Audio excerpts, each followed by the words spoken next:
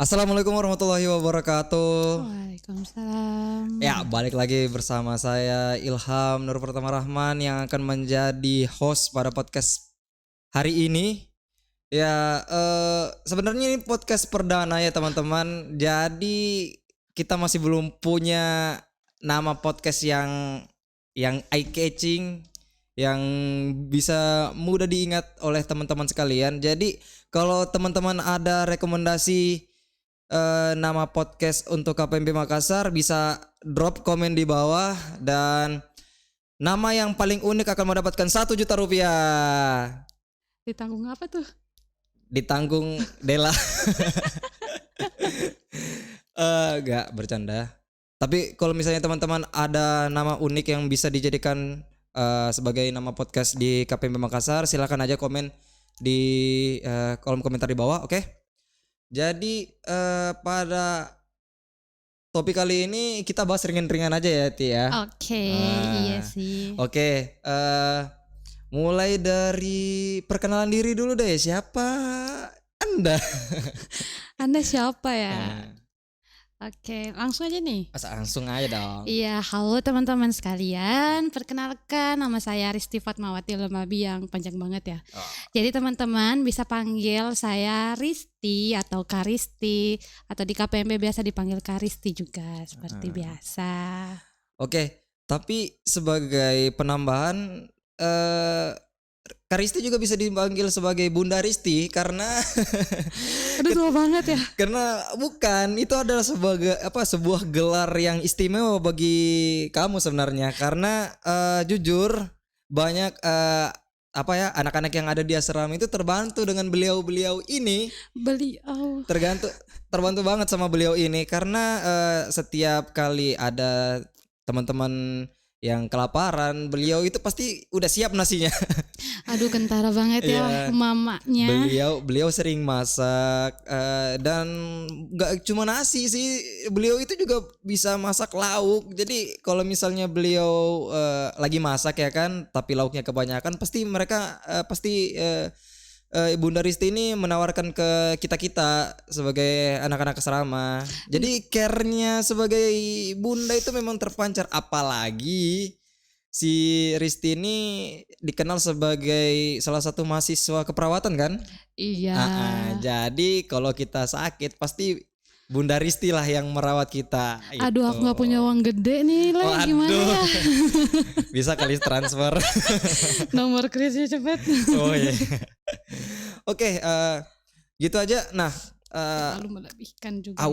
Udah kita bahas sedikit-sedikit sih soal latar belakangnya Bunda Risti ini, soal keperawatannya. Tapi kita bahas dulu soal yang dekat-dekat ini tuh, ya. Apa tuh? Ya itu adalah KPMB Makassar. Nah, secara apa ya? Secara kepengurusan kan Ibunda Risti pernah menjabat sebagai apa untuk pertama? Ya, jadi saya di KPMB tuh pernah menjadi bagian dari kepengurusan di periode 2019-2021 ya. Kebetulan ketuanya itu teman saya, Kakanda Muhammad Fauzan. Di situ saya menjabat sebagai Biro Keuangan situ.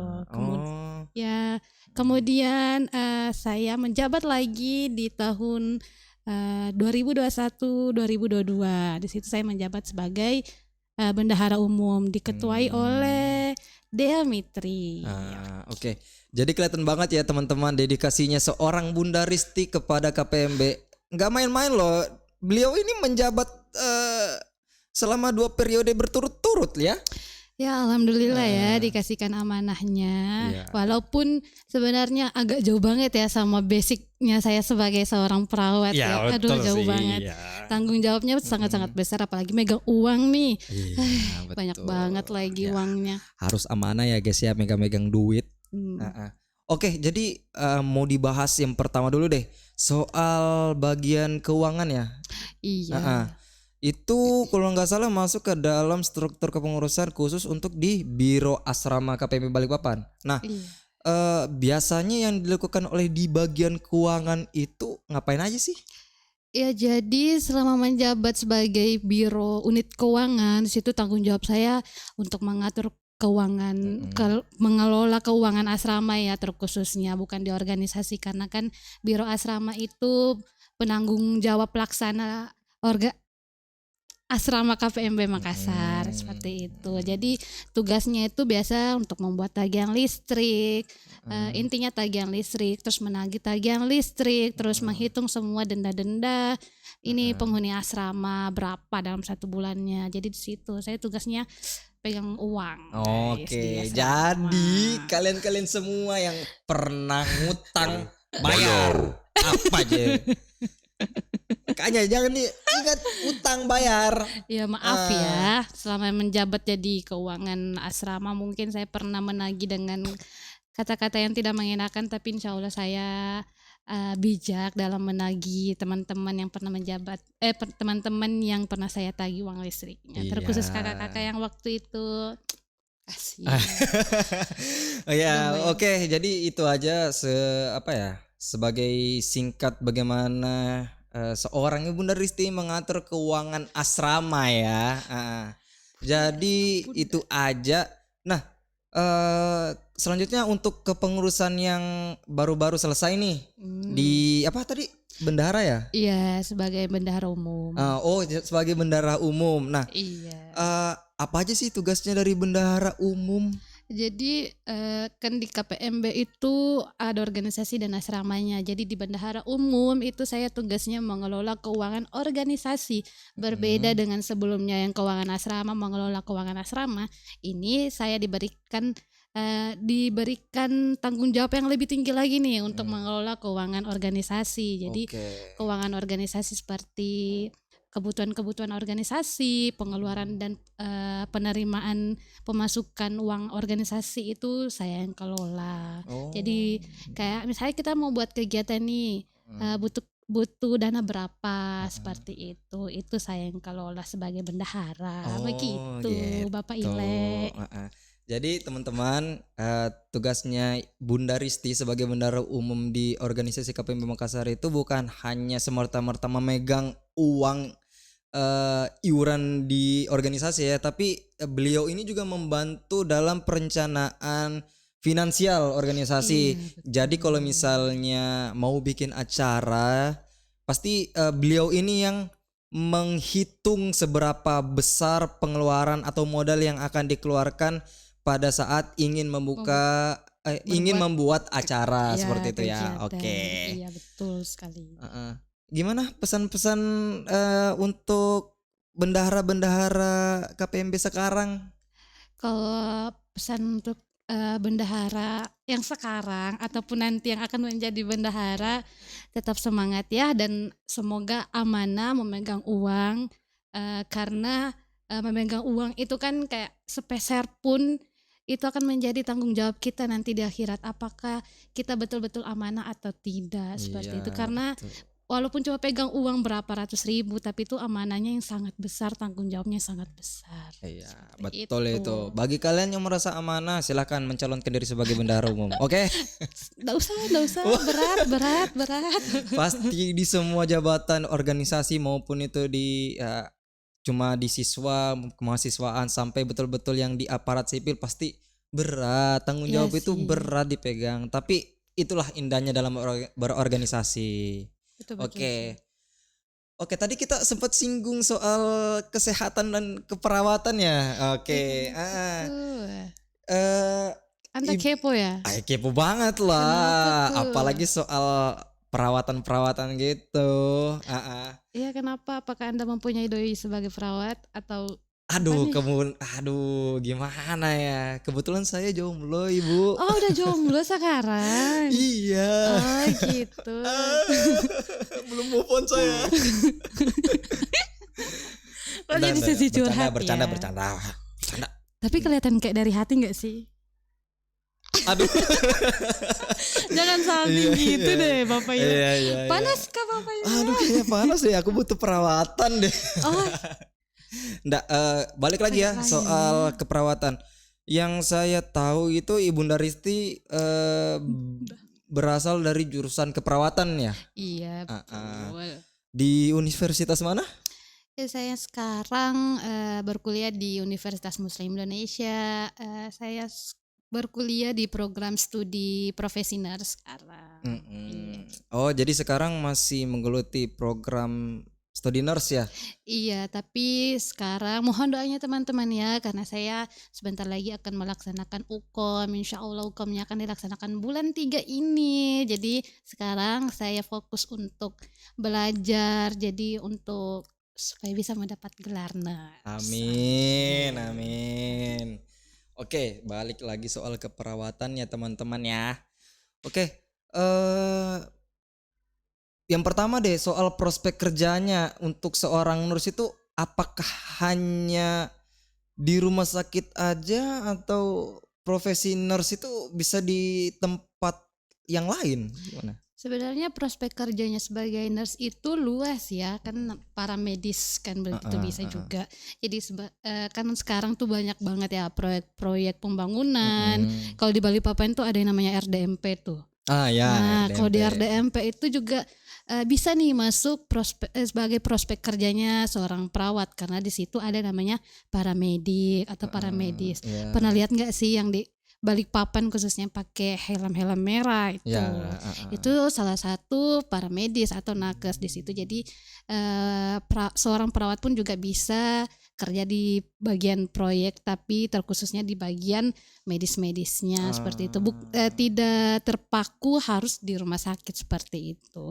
Bisa juga kita kalau mau fokus studi atau lanjut S2, kita juga bisa menjadi dosen seperti itu. Nggak harus, bagi teman-teman yang kayak misalnya nakes yang tidak mau terjun langsung di lapangan, mereka mau fokus jadi dosen itu juga bisa seperti itu. Gitu ya. Tapi harus melanjutkan jenjang S2 dulu.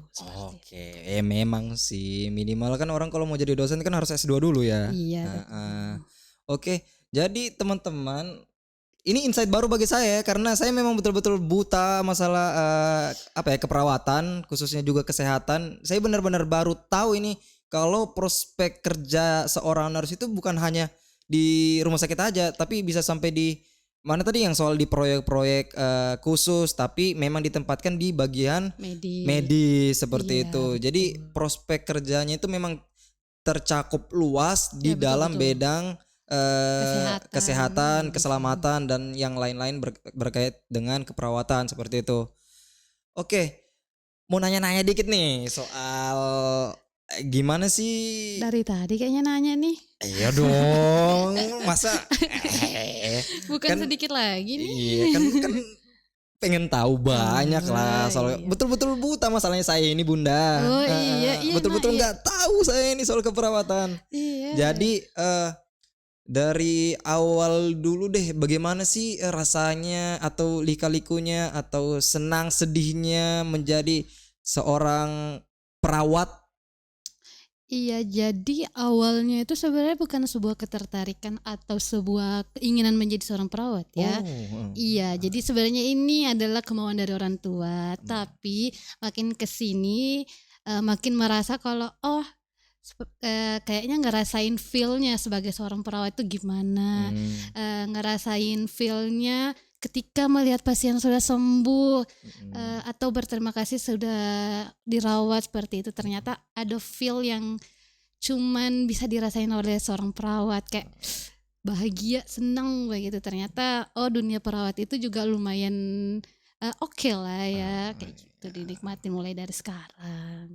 Oke, itu ada struggle-nya nggak sih dalam dunia keperawatan, mungkin dalam segi medis itu yang tadi dibilang ada ya, pasti di dalam dunia kesehatan pasti ada sedihnya lah. Nah, menurut Ibunda Risti itu salah satu momen sedihnya dalam menjalani profesi sebagai keperawatan atau nurse itu bagaimana?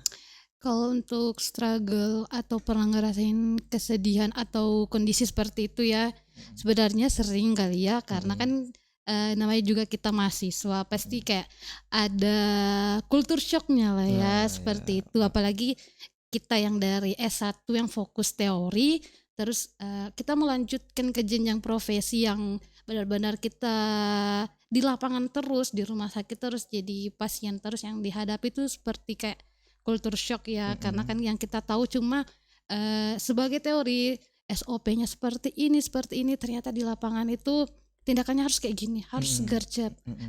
Keselamatan pasien itu yang lebih utama seperti itu. Apalagi menghadapi ketika pertama kali turun dinas seperti kayak, oh ada pasien gawat nggak tahu nih harus mau ngapain, kayak gitu. Itu kan kayak padahal sebenarnya sudah tahu ilmunya itu sebenarnya kalau pasien datang dengan begini harus digini-giniin, tapi ketika ngejalanin langsung atau ngerasain langsung di lapangan itu benar-benar shock ya pertama kali. Tapi makin lama makin terbiasa lah ya, karena sudah mungkin 1 tahun lebih menjalani atau melaksanakan kegiatan di rumah sakit secara langsung.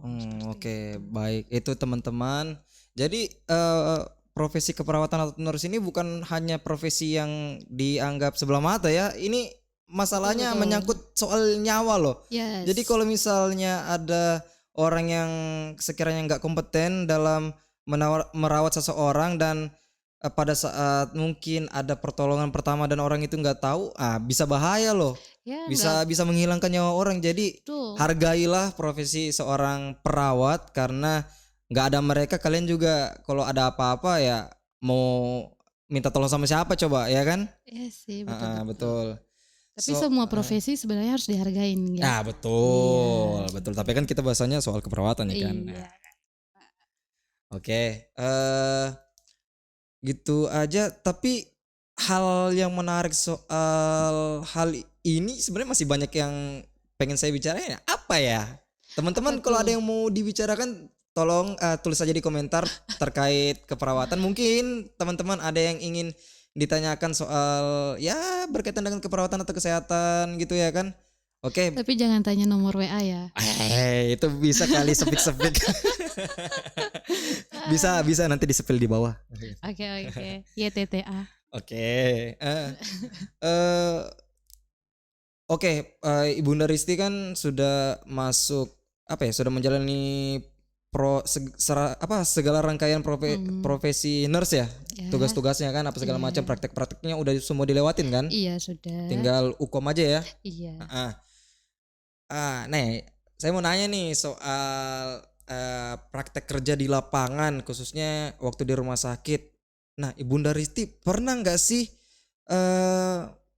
mendapatkan pasien yang menurut Bunda Risti ini penyakit sebenarnya ya apa ya?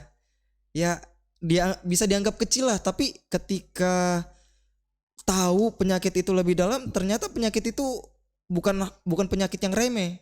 Nah, Bunda Risti pernah pernah nanganin kasus penyakit apa itu?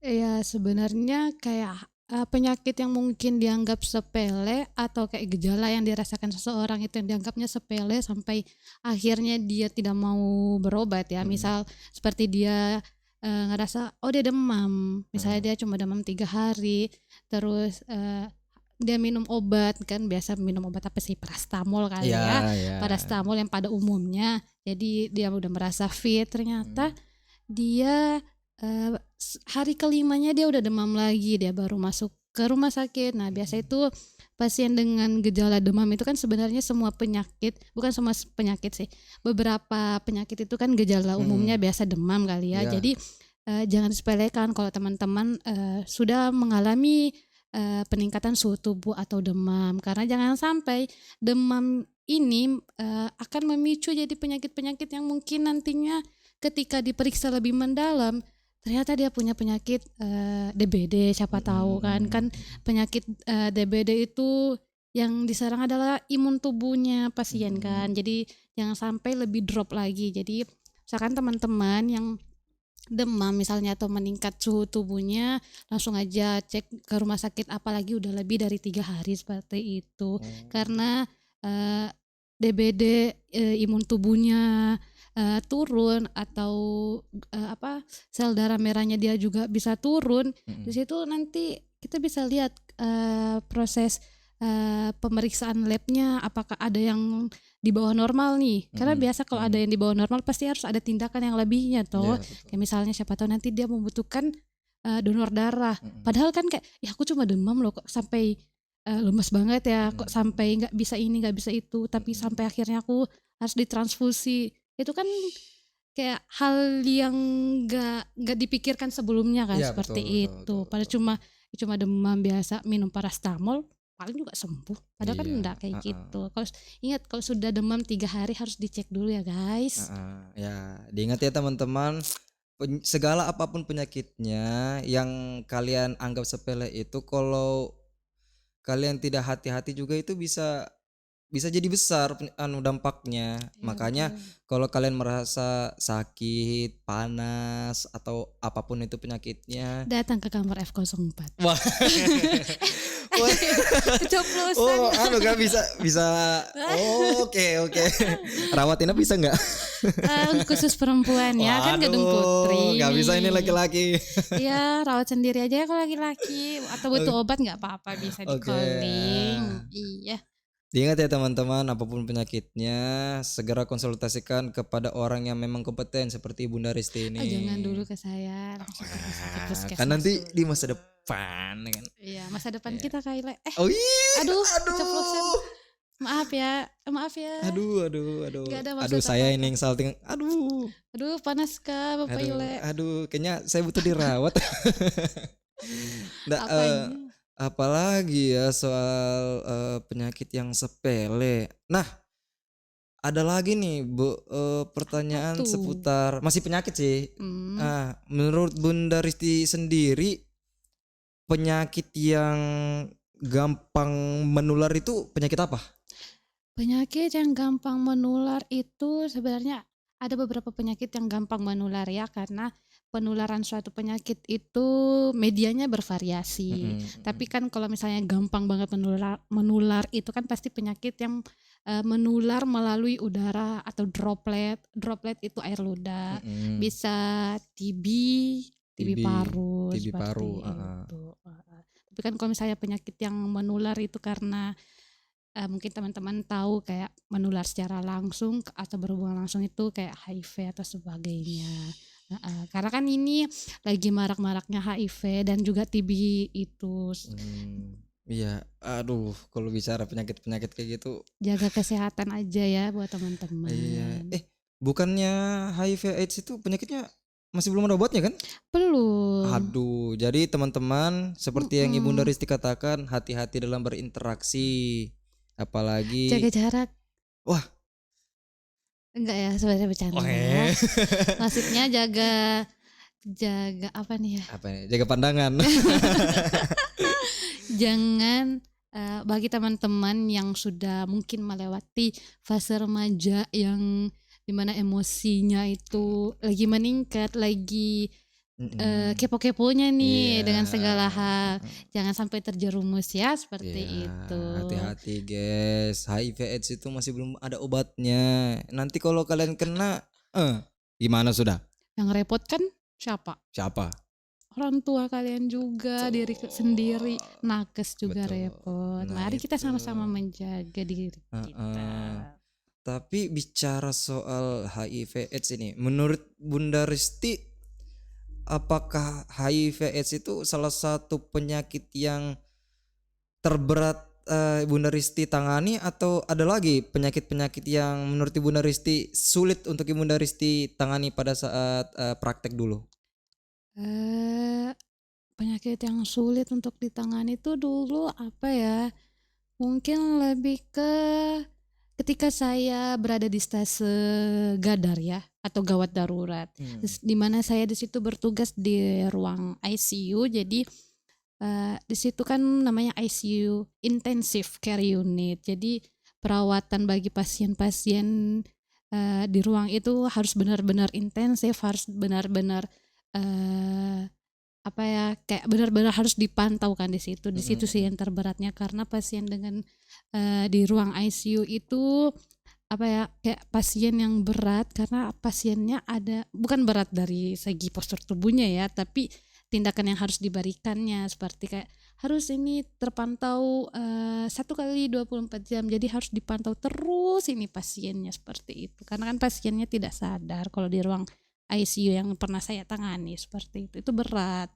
Karena itu segala macam tindakannya atau seperti jadwal pemberian pemberian itu harus 1 jam 2 jam kemudian, kayak benar-benar harus dipantau. Itu sih yang terberatnya gitu, karena apalagi kalau kita jaga malam tuh benar-benar nggak tidur. Apalagi karena kan pernah nggak sih dengar nit itu suara monitor itu selalu menghantui. Seperti itu guys. Terngiang-ngiang di kepala guys. Iya, sampai rumah sampai kos itu masih terngiang-ngiang. sampai tidur juga di kamar nging. Apa sih itu bunyi? Betul. Seperti itu. Jadi orang-orang yang apa namanya tadi, koma ya? Bukan koma sih, bahasa medisnya kayak semi koma, ada yang masih somnolen, masih ada yang masih ada beberapa respon, tapi kebanyakan itu semi koma ya pasien. Semi koma. Iya, dia masih berespon, masih ada respon sedikitnya seperti itu. Jadi kalau koma itu betul-betul tidak merespon secara fisik ya berarti? Iya. Waduh, itu nanganinnya orang yang koma gimana? Itu tergantung dia sakitnya apa ya, keluhannya dia apa, seperti itu. Karena kan pasti ada prosedur pemberian, misalnya obatnya itu bagaimana, prosedur pemberian nutrisinya dia bagaimana, prosedur personal hygiene-nya dia bagaimana. Tapi kan kalau personal hygiene itu kayak untuk hygiene-nya dia itu kan biasa dilakukan pagi hari aja, seperti itu. Oke, kalau kayak gitu. Nah, bicara soal koma lagi nih ya. Bunda Risti waktu menangani pasien koma pernah kan? Iya, pernah. Itu pasien tersebut sebelum koma itu sempat terjadi apa? Apakah kecelakaan atau gimana? Dari beberapa pasien yang pernah saya dapat itu dia karena ada beberapa yang karena kecelakaan ya guys. Jadi ketika teman-teman berkendara jangan terlalu ngebut ya, dan utamain penggunaan helm. Ingat itu guys. Seperti itu, helm yang utama. Karena ketika terjadi kecelakaan, kalian teman-teman nggak menggunakan helm ataupun menggunakan helm tapi yang tidak berstandar SNI, itu juga akan berakibat yang sangat fatal ya, seperti itu. Karena di kepala ini kalau sudah hancur, di sini kan kepala pusat pengontrol segala tubuh dari tubuh ya. Betul. Jadi kalau ini kenapa ya wassalam ya ke bawahnya bagaimana, seperti itu. Jadi pasien yang saya tangani itu dia karena trauma kecelakaan di situ. Ada juga karena peningkatan glukosa darah. Ini bagi teman-teman nih yang suka jajan manis, makan junk food kayak gitu. Tolong ya dijaga makannya. Yang terlalu banyak minum yang manis-manis. Apa itu merek-merek minuman itu yang manis-manis itu? Oke, ingat Pit. Gak boleh minum manis-manis. Gula darah tinggi, nanti penyakit lagi. Kayaknya harus dikontrol ya teman-teman gula darahnya. Makan makanan yang bernutrisi, yang sehat. Masak sendiri aja itu lebih utama. Betul. Jangan malas. Jadi mahasiswa itu harus rajin. Minimal harus bisa urus diri lah ya. Ya betul. Harus bisa masak, harus bisa naik motor, kendaraan umum. Sama bisa bela diri lah, harus itu. Tapi nggak ada yang belain aku nih Mas Ile. Aduh, siapa gimana yang nggak berani belain ini Bunda Risti? Maju ke depan sini biar saya yang bantu. Oke, terus soal apa lagi? Soal yang koma itu ya. Jadi teman-teman ingat ya, jangan sampai terlibat kecelakaan. Kalian harus baik-baik. Selama berkendara, nggak boleh ngebut, nggak boleh terpancing emosinya sama orang-orang yang ugal-ugalan di jalan. Kalian tetap tenang. Yang penting sampai dengan selamat di tujuan. Oke? Terutama itu anak-anak asrama itu. Kalau bawa motor itu tolong dikontrol itu gasnya ya. Tolong ya para laki-laki ini, para bujangan terkhususnya warga KPMB Makassar yang sedikit agak lajunya itu bukan sedikit lagi, agak barbar ya, tolong ya. Mohon maaf. Dan kan kebiasaan orang Balikpapan itu di mana-mana kita keluar pakai helm ya. Tapi kenapa ya selama di Makassar ini biar sampai kayaknya di Panlos nggak pakai helm? Aduh, gimana ya? Iya atau tidak? Iya kan? Terbawa suasana. Tidak boleh, kan hal yang baik yang kita dapat di Balikpapan tuh diimplementasikan juga lah di sini sebagai contoh. Betul, Iya. betul. Kan kalau ada apa-apa yang ribet, warga asrama juga ya. Aduh. Iya sih, benar. Apalagi ingat ya, kita berada di Makassar. Ini tujuannya apa teman-teman? Kuliah. Betul. Jadi Mm-mm. harus dipikirkan baik-baik. Tujuan kita awalnya itu ke sini untuk berkuliah, menuntut ilmu, bukan ugal-ugalan, bukan kita datang ke sini bukan cari masalah ya. Jadi ya tenang-tenang lah. Kita datang ke sini baik-baik menuntut ilmu, pulang-pulang kita membawa ilmu. Iya betul. Seperti itu. Oke, bicara soal itu tadi kita bicarakan soal keselamatan ya dalam berkendara. Nah, Panjang banget ya pembahasannya, udah melebar berapa? kemana-mana ini udah ya. udah berapa lama nih? Kayaknya udah 2 jam lebih kayaknya Hah? ini ya. Berapa? 30 menit. Masih bisa lah ya. Oke, Catat nih. yang simpel-simpel aja nih. Soal kesehatan, Bunda Risti pernah nggak sih ngenanganin pasien yang di bawah umur? Iya pernah. Pernah. Eh, penyakitnya apa aja sih yang paling sering diderita oleh balita? Balita ya. Kalau balita itu umumnya karena mungkin diare kali ya. Diare atau dispepsia. Dispepsia itu mual muntah. Mungkin faktor dari makanannya kayak gitu. Mungkin makannya yang kurang higienis seperti itu. Itu sih yang paling umum untuk balita seperti itu.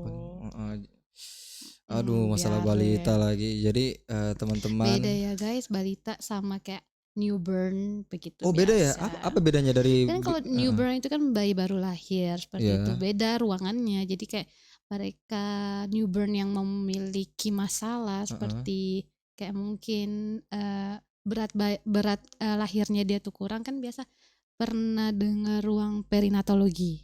Apa itu? Ya, jadi situ ruang khusus untuk bayi-bayi yang baru lahir tapi dia memiliki masalah dengan berat badannya seperti itu, atau yang biasa kayak prematur. Ya itu yang mau saya singgung tadi. Itu prematur kan beda dengan ruang anak seperti itu beda Bapak ya. Ile. Oke, Iya. siap Ibunda Risti. Jadi ada ruangan terkhususnya untuk bayi-bayi yang gimana ya bicaranya? Yang prematur sama yang dengan kayak balita kan umur balita. 3 tahun ke atas. Itu kan beda ruangannya. Paham. Yang di box-box apalagi namanya itu ya? Inkubasi. Ya, inkubator dong. Sorry.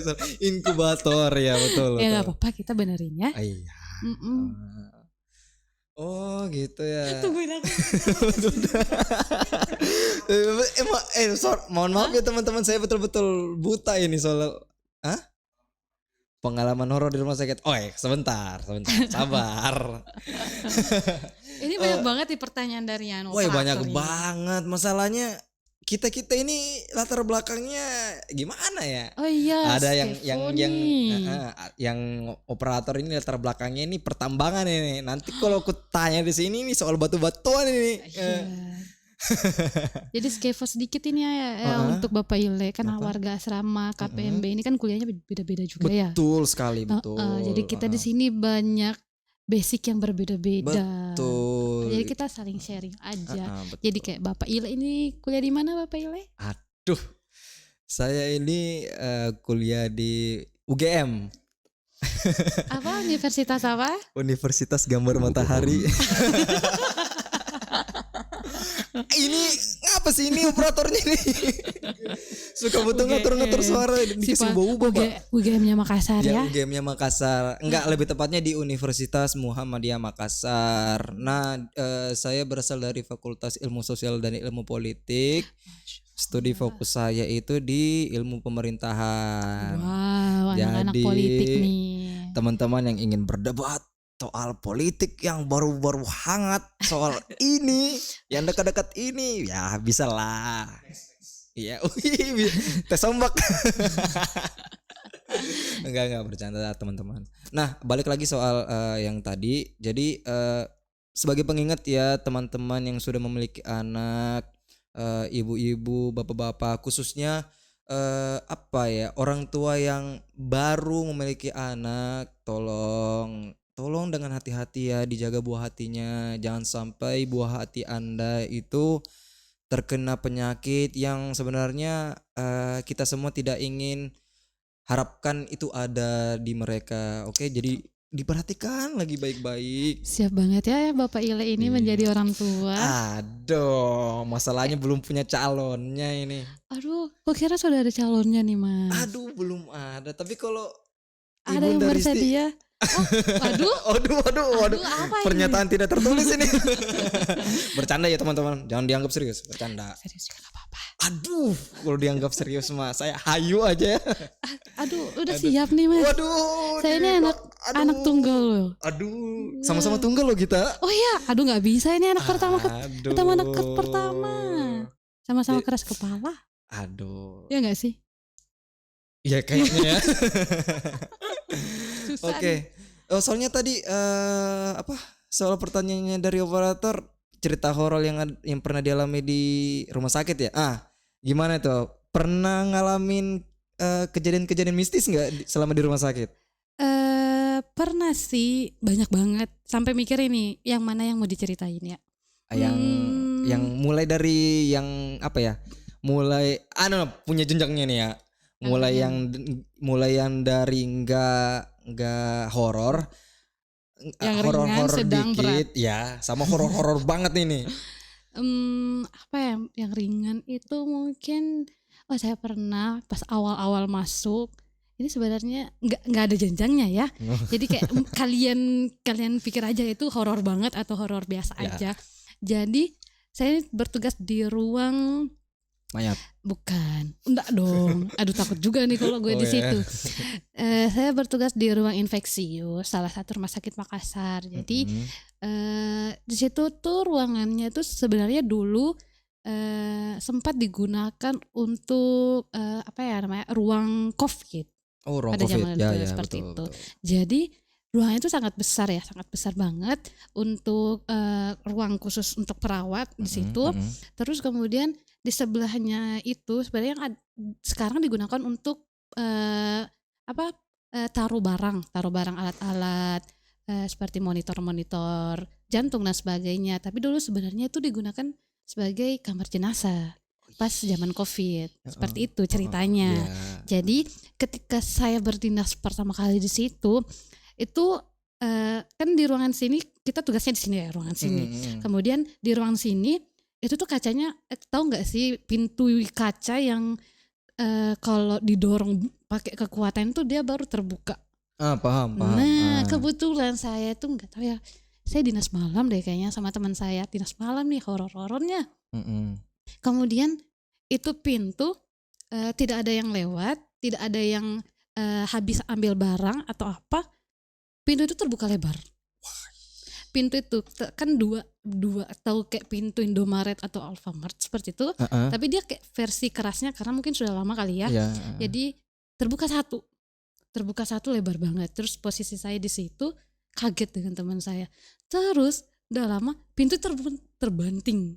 Aduh. Tertutup sendiri dan itu bisa dirasakan gak sih feel horornya gimana? Aduh, dan itu beneran terjadi guys, karena di situ saya bersama dengan teman saya ya.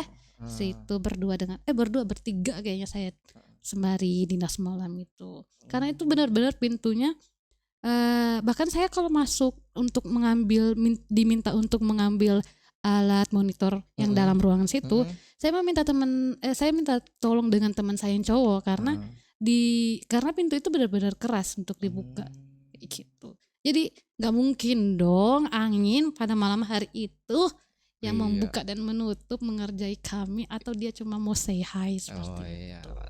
Nggak angin gitu ya guys ya. Angin gitu ya.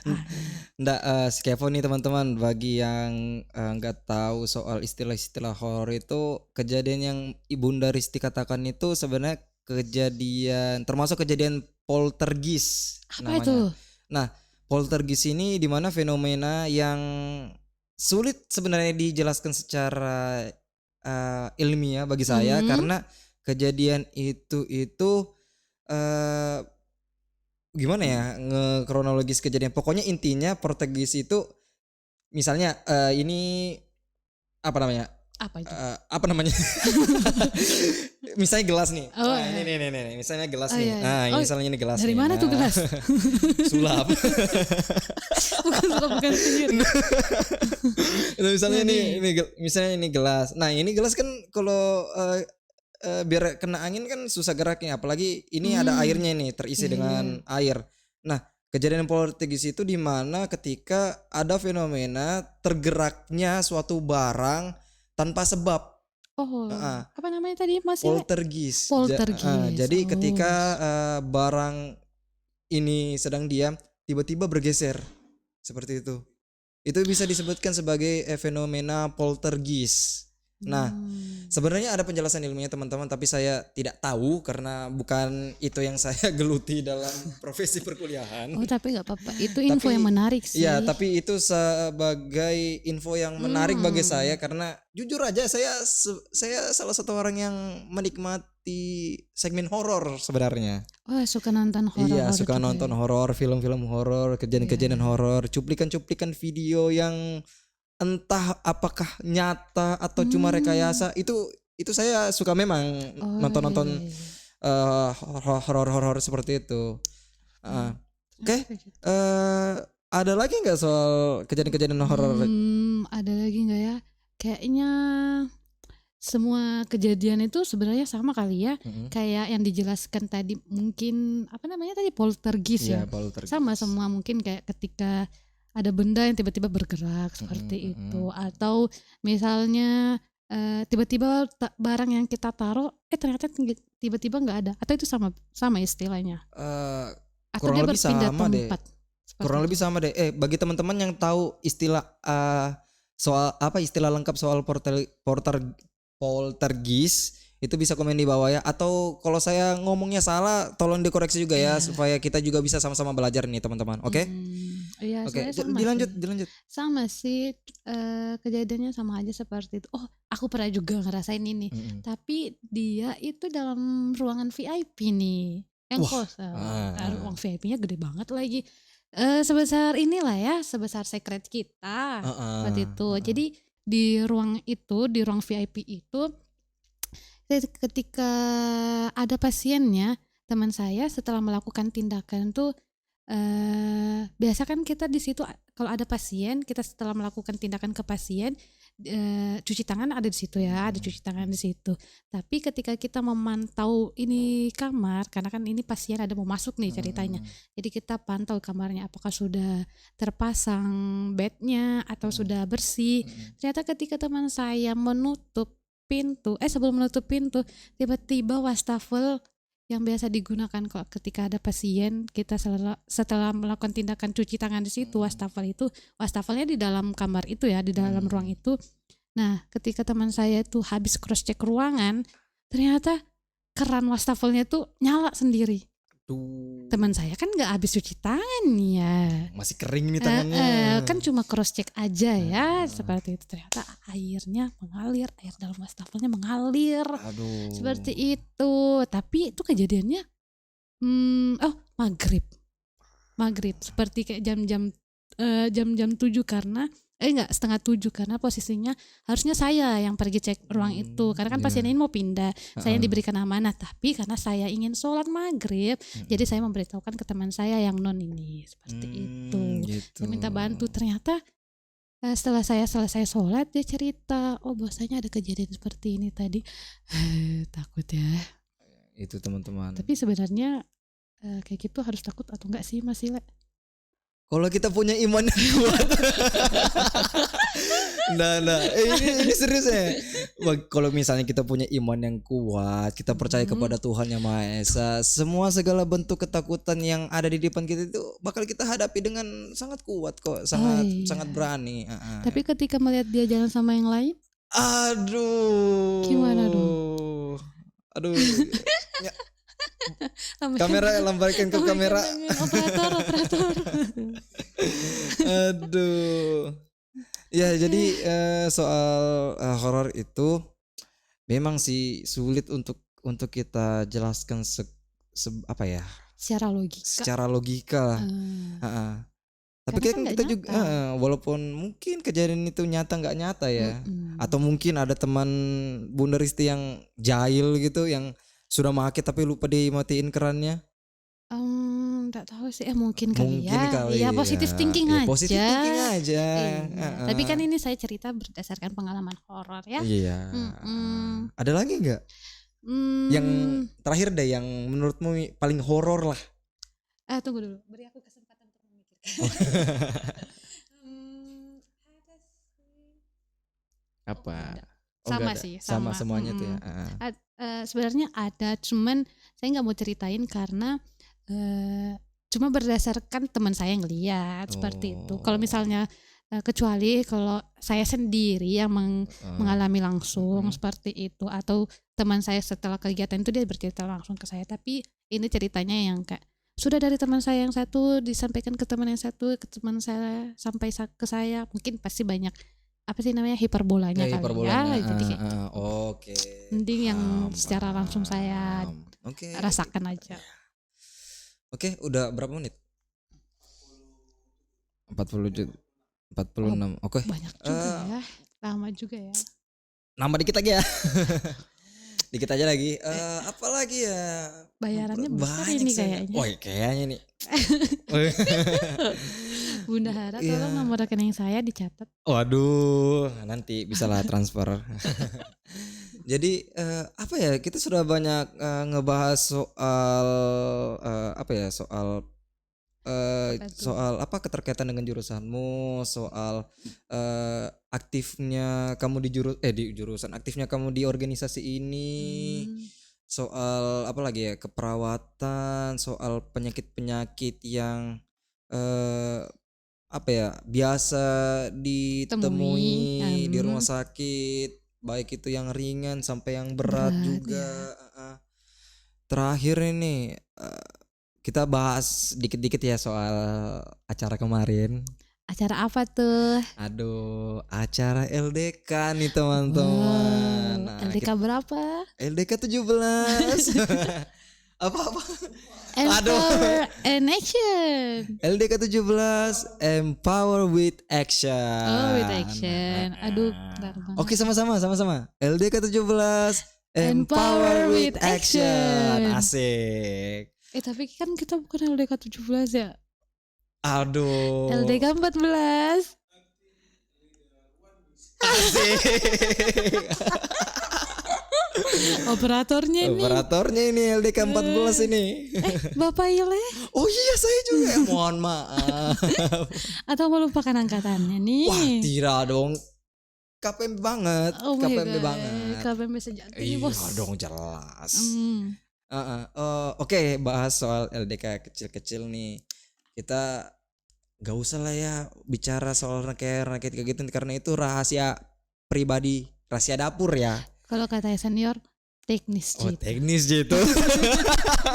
senior yang Senior yang mana? Senior yang di belakang kamera ini. Aduh. Oke. Bahas soal LDK ya. Kita bahas yang di segmen-segmen terakhir aja ya, soal ter nih. Aduh, kenapa itu dengan ternya? Jadi apa ya? Seingat saya itu ada sebuah permainan sebelum kita menutup acara kegiatan kemarin itu, kita bikin semacam pemilu lah, polling. Wow. Berdasarkan kategori masing-masing, ada yang terbaik, ada yang terlemah lembut, ada yang tergacor juga, terkocak, terkeren, terrandom, apalagi terdiam. Terdiam nggak sih? Nggak tahu tuh teman-teman itu bikin nominasinya aneh-aneh. Tapi seru sih teman-teman panitia. Benar. Cuma sayang sih nggak ada terganteng dan tercantik. Padahal saya pede loh. Jangan terlalu pede ya, Mas. Pede nih. Ya nggak apa-apa dong, pede sudah, aja dulu ya. Kan sudah cukup terkerennya. Oh, aduh, jangan dulu dong dibahas. Oh iya. Jangan dulu dong dibahas yang terbaik. Aduh, apa nih? Aduh. Ya, terrandom. Yang terrandom itu yang di belakang kamera teman-teman. Kalian harus Iya, lihat. jadi kita semua ini yang ada di sini sudah punya sudah punya gelar masing-masing ya. Oh iya. Tapi ada dua nih yang punya gelar yang paling bagus lah gelarnya di antara yang lain. Aduh, Masya Allah. Terbaik itu sekalinya orang yang di samping saya ini loh. Ya, siapa tuh? Siapa ya? Iya siapa lagi dong kalau bukan Bunda Risti. Terbaik loh. Sangat hiperbola ya. Kan terbaik itu bisa karena apa? Perhatiannya atau terbaik dalam acara, mengayomi adik-adiknya. Gitu. Saya ini terbaik karena melalui jalur tim medis aja sih sebenarnya.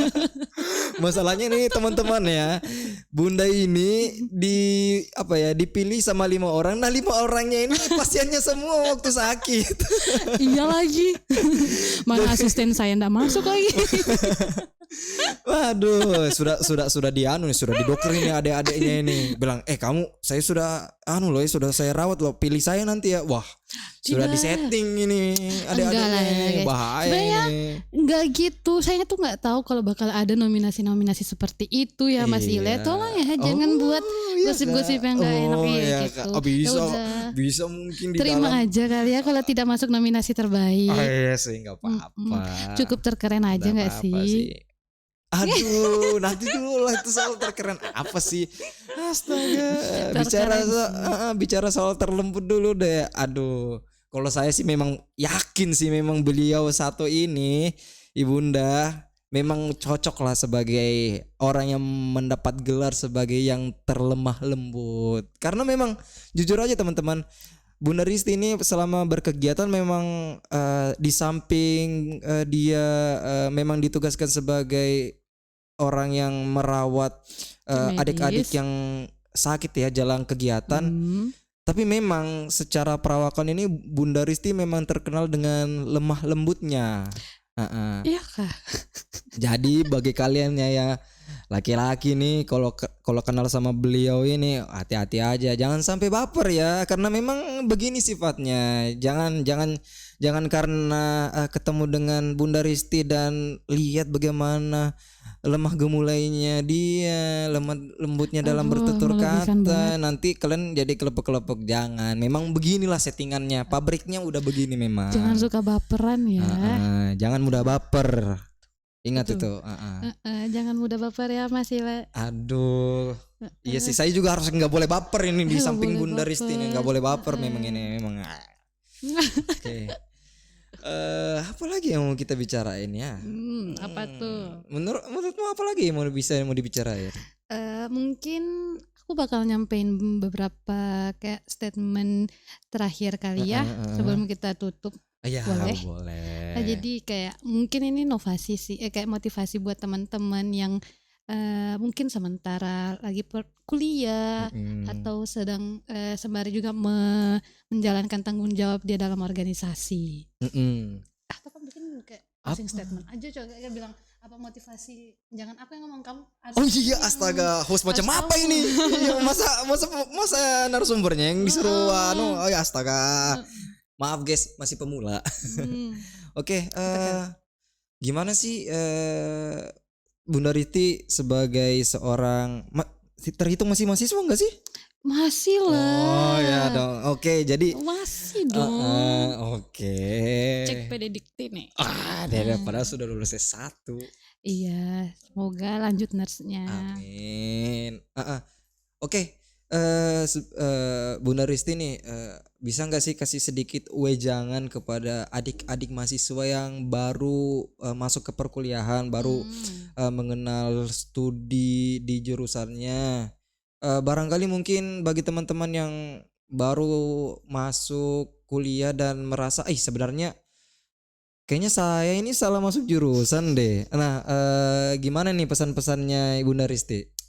Kalau dari saya tuh jalani aja karena kan nggak mudah untuk teman-teman masuk di jurusan atau studi tersebut ya. Mungkin banyak hal yang harus dilewati, misalnya ikut tes ini dan tes itu. Jadi kan bakal sia-sia ya perjuangannya di awal kalau misalnya tiba-tiba berhenti di pertengahan, atau jangan sampai baru mulai tiba-tiba berhenti. Jalani aja kayak gitu.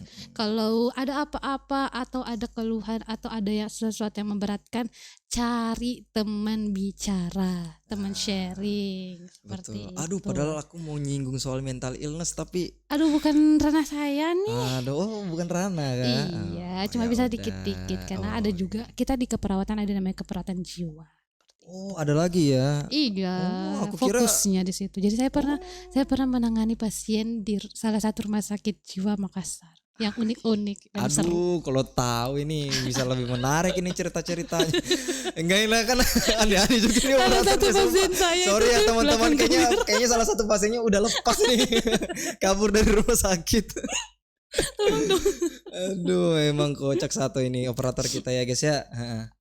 Oke, sedikit juga pesan-pesan dari saya.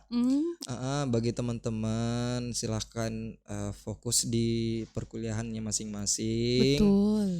Kalau ingin berorganisasi, pintar-pintarlah, bijak-bijaklah kalian dalam mengatur waktu kalian. Sepakat. Karena jangan sampai organisasi itu menjadi sebuah alasan kenapa kalian bisa lalai dalam berkuliah. Jangan ya. Jangan sampai Jangan. jadi penghalang kuliah Jangan kalian iya ya. jangan menjadi penghalang kuliah. Ingat tujuan awalnya kita. Iya betul. Ingat tujuan awal kalian datang ke sini untuk berkuliah Ya, betul. ya. Bukan Boleh cari berorganisasi. jodoh, bukan cari perkara, berkuliah. Cari ilmu banyak-banyak, pulang implementasikan ke kampung masing-masing atau ke kota masing-masing. Oke teman-teman. Ya. Oke. Kayaknya itu aja ya. Iya, Ya udah boleh. kayaknya itu aja ya. Sampai sini aja teman-teman semua warga KPMB Balikpapan. Juga sudah terlalu banyak kali Iya, ya. Banyak banget kita sharingnya. Bisa Oke. diambil positifnya aja dulu Oh ya kita selama cerita betul. ini. Iya, ambil semua positifnya yang ada di pembicaraan kali ini. Oke? Oke. Baik. Oke, sebelum kita tutup, terima kasih kepada Ibunda Risti telah meluangkan waktunya ke Iya, dalam Bapak podcast ini. Muhammad Iya. Ilham. Aduh, gimana nih ya? Ya, susah sih kalau Bunda Risti ini memang lemah lembut dia. Aduh, bikin lulu hati Dia masalahnya. bilang Bapak Ile jangan baper dengan saya. Sulit kalau begini responnya. Aduh jangan ya. Oke, baik teman-teman, kita akhiri. Tapi sebelum itu saya minta teman-teman untuk like video ini sebanyak-banyaknya. Jangan lupa juga komen untuk ramaikan channel ini. Dan itu aja. Selebihnya kalau ada salah-salah kata dari saya maupun Ibunda Risti, saya mohon maaf. Saya akhiri. Wassalamualaikum warahmatullahi wabarakatuh dan salam menuntung. Salam. Anjay.